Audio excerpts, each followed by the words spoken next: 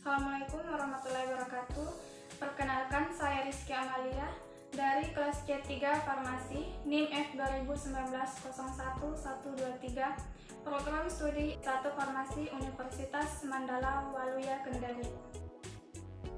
Baiklah, di sini saya akan menjelaskan materi kimia medisinal, yaitu hubungan struktur aktivitas antibiotik dari dua golongan. Sebelum saya menjelaskan dari hubungan struktur aktivitas antibiotik, sebaiknya kita harus mengetahui dulu apa yang dimaksud dengan antibiotika. Nah, antibiotika adalah senyawa kimia khas yang dihasilkan oleh organisme hidup, termasuk turunan senyawa dan struktur analognya yang dibuat secara sintetik, dan dalam kadar rendah mampu menghambat proses penting dalam kehidupan satu spesies atau lebih mikroorganisme. Nah, itulah tadi pengertian dari antibiotika. Selanjutnya adalah hubungan struktur aktivitas. Yang pertama, aktivitas biologis suatu obat diperoleh setelah terjadi interaksi senyawa dengan molekul spesifik dalam objek biologis atau dalam tubuh kita. Interaksi ditunjang oleh spesifitas sifat fisika kimia yang tinggi. Yang ketiga, akibat obat berhubungan dengan sifat fisika kimia obat dan merupakan fungsi dari struktur. Jadi, kalau kita ketahui obat sebelum dia memberikan aktivitas terapi, nah dia itu harus berikatan dengan reseptor, lalu kemudian dia akan membentuk reseptor kompleks atau kompleks obat reseptor, dia akan memberikan respon.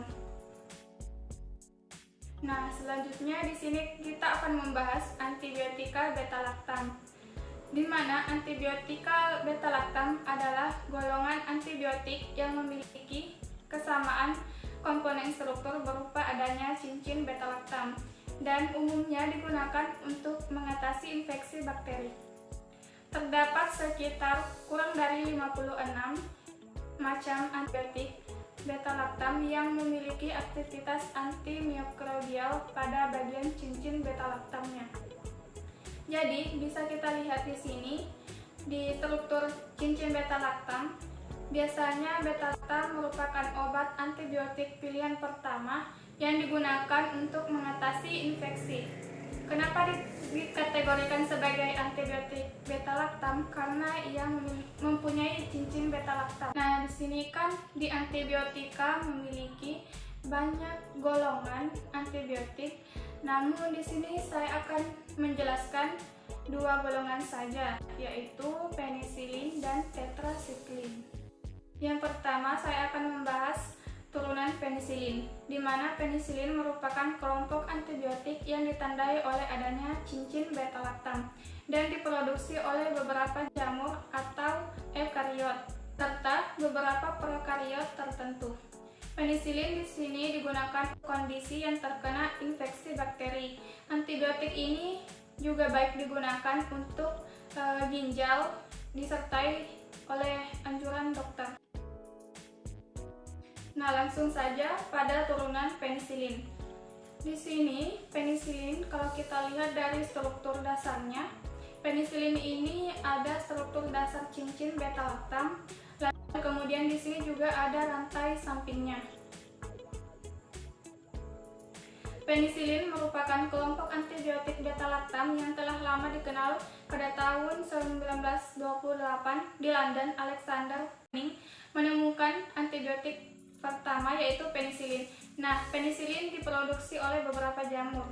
Kemudian, struktur dasar penisilin terdiri dari cincin thiazolidin yang menyatu dengan cincin beta-laktam. Kedua cincin ini merupakan inti dari turunan penisilin, serta diberi nama 6-APA atau 6-amino emisilanis acid. Nah, rantai sampingnya ini dia bisa berikatan dengan atau bisa berganti-ganti dengan gugus yang lain sehingga menjadi turunan penisilin. Kemudian saya akan membahas hubungan struktur aktivitas turunan penisilin. Aktivitas antibakteri penisilin bergantung pada keutuhan cincin beta-laktam. Terbukanya cincin beta-laktam mengakibatkan seluruh aktivitas hilang. Kestabilan terhadap asam dan beta-laktamase tergantung pada struktur. Penisilin yang tahan terhadap asam karena adanya gugus elektron, misalnya gugus fenoksil yang terikat pada rantai samping amino. Penisilin dengan spektrum luas, yaitu karena ada gugus hidroksil seperti NH2 pada rantai samping sehingga penembusan obat melalui pori, saluran protein, membran terluar, bakteri gram negatif menjadi lebih besar. Dan yang terakhir, penisilin yang aktif terhadap bakteri gram negatif disebabkan adanya gugus pada rantai samping. Di sini saya akan membahas lagi di mana penisilin ini tersedia dalam beberapa bentuk, yaitu ada kaplet, sirup, dan suntikan ataupun injeksi. Adapun jenis penisilin yaitu amoksisilin, ampicillin, oksasilin, dan nafcillin. Kemudian turunan antibiotika yang kedua yaitu tetrasiklin, di mana antibiotika turunan tetrasiklin merupakan turunan oktahidronaftase yang terbentuk oleh gabungan 4 buah cincin serta memiliki 5 atau 6 pusat atom C asimetrik. Nah, langsung saja pada hubungan struktur aktivitas turunan tetrasiklin. Yang pertama, cincin D harus merupakan cincin aromatik. Aromatik di sini itu siklik terkonjugasi.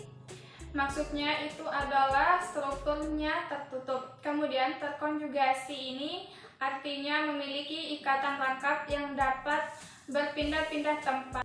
Dan cincin A harus tersubstitusi pada setiap atom karbonnya dengan tepat untuk kepentingan aktivitasnya. Yang kedua, cincin B dan C dapat mentoleransi perubahan substitusi selama sistem ketoenol tidak berubah dan terkonjugasi pada fenol D.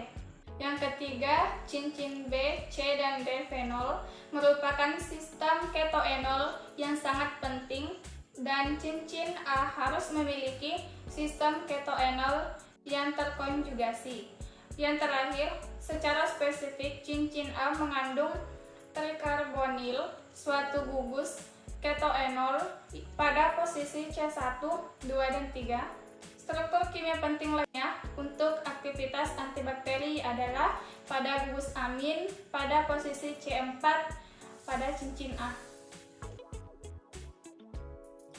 Tetrasiklin ini adalah antibiotik yang digunakan untuk mengobati berbagai sejumlah infeksi yang disebabkan oleh bakteri seperti infeksi pernapasan, infeksi pada alat kelamin atau infeksi menular seksual, infeksi yang ditemukan dari hewan, dan infeksi kulit seperti jerawat. Nah, di sini saya akan memperlihatkan contoh dari antibiotik golongan tetrasiklin, yaitu ada doxycycline, minoxidil, dan amoxicillin.